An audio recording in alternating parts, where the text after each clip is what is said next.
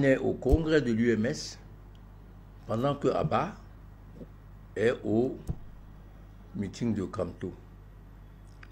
Et on a discuté de l'attitude de Abba, que Sambaka a fustigé, disant que ce n'est pas loyal, qu'il a une telle invitation, sans nous prévenir.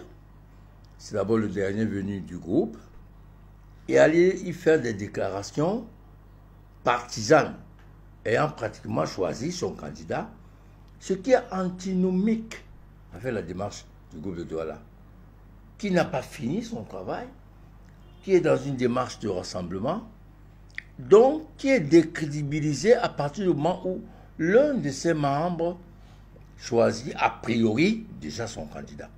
On a discuté au congrès de l'UMS. Ça s'est passé samedi après-midi. Dimanche est passé.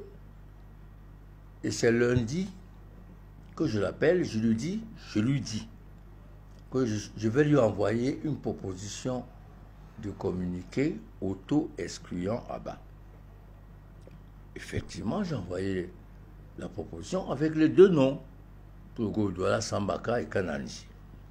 Je lui ai dit amende et tu reviens vers moi. 1 heure après, sans réponse, je l'appelle. Il me dit il faut encore attendre. 2 heures après, je l'appelle, il dit qu'il faut attendre.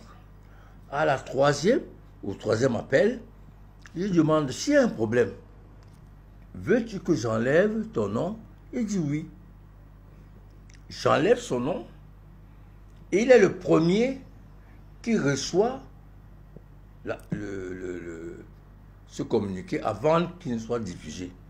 Donc comment peut-on imaginer que je peux sortir un communiqué comme ça sans en avoir parlé à Sambaka?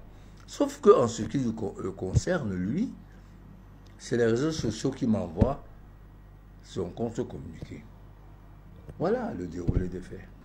Alors, mon communiqué est simple. Si j'ai sorti un communiqué, ça veut dire que je n'ai pas été associé. C'est vrai. Et Canet, il m'a appelé. Et je lui ai dit de me donner un peu de temps pour que je me fasse ma propre idée de la chose et que j'appelle le professeur Abba Oyono. Ce qu'il ne m'a pas donné ce temps. Il m'a dit c'est maintenant, c'est tout de suite là. J'ai dit dans ces conditions, moi je ne signe pas. Et il a signé le communiqué tout seul et il l'a fait au nom du groupe. Alors moi je me suis posé la question, quand j'ai eu le professeur Abba Oyono, j'ai discuté avec lui, je me suis rendu compte que ce communiqué était précipité. Parce que nous n'avons pas pris le temps de voir les contours, d'appeler la personne concernée et d'entendre les explications qu'il pouvait nous donner, à savoir, oui, j'ai discuté avec le professeur Maurice Kamto pour la possibilité d'une candidature forte. Parce qu'en réalité, c'est ce que nous poursuivons. Donc, moi, à la fin de l'après-midi, quand je me suis rendu compte que vraiment, je ne pouvais pas m'associer à cela, parce qu'on devait discuter. Est-ce qu'il fallait un rappel à l'ordre? Est-ce qu'il fallait ci? Est-ce qu'il fallait ça? Mais le communiqué était parti le matin contre ma volonté. Il fallait donc que je me désolidarise de ce communiqué, ce qui, ma foi, est clair. Je me désolidarise de ce communiqué et ça n'entache en rien la poursuite de... Au contraire, moi je vois en cela la possibilité de comprendre que parmi nous, il n'y a pas de chef. Qu'est-ce qui dérange concrètement? Est-ce que c'est la présence du professeur Abba Oyono au meeting du professeur Maurice Kamto? Parce que je rappelle également que Cyril Sambaka a été aperçu au congrès avec moi du Parti camerounais pour la réconciliation nationale. Oui. Et que, effectivement, vous venez de me le dire, vous étiez tous les deux au congrès de l'UMS. Au congrès de l'UMS et au congrès du SGF, où on a choisi Joshua comme candidat. Donc ce n'est pas là. Forcément, donc, ce n'est pas la présence à une manifestation d'un candidat qui pose problème. Ce qui pose problème, c'est d'abord qu'il le fait sans avertir le groupe. Généralement, même quand on a un rendez-vous, Sambaka peut en témoigner, on avertit les autres que je dois rencontrer un tel ou rencontrons-le ensemble. Et c'est ce qu'on a fait depuis. la plupart des candidats, on a eu une conversation ensemble, pas tout seul. Deuxièmement, ce qui pose problème, c'est qu'il y a eu un précédent. Elimbi a eu des propos sectaires dangereux, inadmissibles, et il s'est auto-exclu. Comment peut-on donc imaginer qu'une attitude partiale, comme celle là-bas, de façon ostentatoire, il choisit déjà son candidat. Est-ce que c'est compatible avec sa présence dans un groupe qui rassemble, qui n'a pas encore choisi de candidat, qui continue même ses consultations? Est-ce que ça ne donne pas l'impression qu'on est en train de mener les autres candidats en bateau? Puisque le fait d'avoir choisi par l'un de nos membres, Kamto, déséquilibre cette philosophie. Voilà les deux choses. Le précédent de Elimbi et la philosophie du groupe qui empêche, on doit avoir chacun d'entre nous une préférence de candidat, mais qui nous empêche a priori d'afficher tant qu'on n'a pas fini. À quel titre le professeur Abba Oyono était au meeting de Paris? Est-ce qu'il y était en tant que public, professeur Abba Oyono, ou alors comme membre du groupe de Douala? Est-ce que vous avez été prévenu de son voyage? Cette question me fait sourire, parce que cela suppose qu'on est dans un Ku Klux Klan. Nous avons des objectifs que nous devons poursuivre. Moi, je sors, je m'en vais voir Cabral Libi, je lui dis, ben voilà, on n'est pas encore clair dans cette affaire, qu'est-ce qu'on fait? Abba Oyono peut aller le faire avec Kamto, s'il a des affinités avec lui. Anissé Kane peut aller le faire avec n'importe qui, pourvu que le but soit de rapprocher les gens.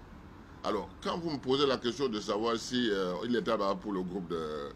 Non, nous pouvons profiter du fait que nous sommes du groupe de Douala et qu'un des nôtres a été invité par Maurice Kamto pour qu'il se rapproche davantage et qu'il lui soumette, n'est-ce pas, le bon fondé de notre action. Maintenant, si Abba Oyono n'est pas revenu vers nous pour nous dire qu'est-ce qu'ils ont pu faire, vous voyez que ce communiqué était précipité.